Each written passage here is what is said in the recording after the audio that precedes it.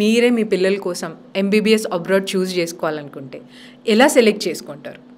As a ఫాదర్గా genuine answer ఇవ్వండి sir.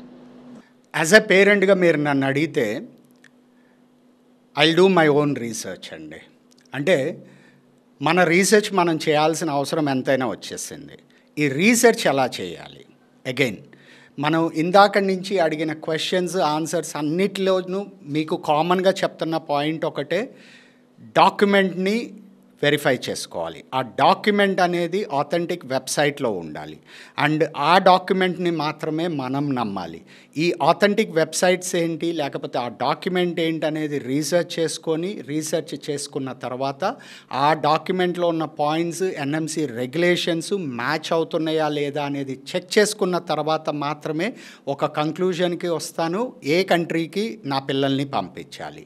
And ఆ కంట్రీలో గవర్నమెంట్ ర్యాంకింగ్ ప్రకారంగా టాప్ కాలేజ్ ఏది ఉందో దానికి పంపిస్తాను. రీజన్ ఏంటంటే నేను మీకు ఇందాక కూడా చెప్పాను, మినిమం 20 years ఆ కాలేజీ హిస్టరీ ఉండాలి. 20 years అబోవ్ ఉంటే ఇంకా బెటర్. ఎంత అబోవ్ ఉంటే ఎంత పెరుగుతూ వెళ్తే అంత మంచి జరుగుతుంటుంది మనకి. సో నేను యాజ్ ఏ పేరెంట్ మీరు నన్ను అడిగారు కాబట్టి నేను చెప్పేది, డాక్యుమెంట్ మ్యాచ్ అవుతున్న కంట్రీలో టాప్ కాలేజీలో నా పిల్లల్ని అయితే చదివిపిస్తాను.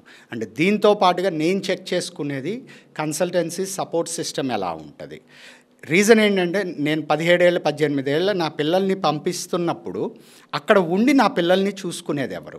అంటే వాళ్ళ భోజనం అవసరాలు కావచ్చు, లేకపోతే 6 years వాళ్ళు అక్కడ ఉండాలి అన్నప్పుడు ఏదైనా నీడ్ రావచ్చు, ఎప్పుడైనా అవసరం పడవచ్చు. సో అక్కడ నాకు రెస్పాన్సిబిలిటీ తీసుకొని అక్కడ ఉండే పర్సన్స్ ఎవరు, అది మేనేజ్మెంట్ పర్సనా లేకపోతే ఇంకా థర్డ్ పార్టీయా XYZ అనేది నాకు అనవసరం. నాకు ఉండాల్సింది కన్సల్టెన్సీ పర్సన్. అంటే నేను ఎవరి ద్వారా అయితే పంపిస్తున్నానో ఆ మేనేజ్మెంట్ పర్సన్ అక్కడ ఉన్నారా లేదా అనేది నేను చెక్ చేసుకుంటాను బీయింగ్ ఏ పేరెంట్. సో నా క్రైటీరియా సింపుల్.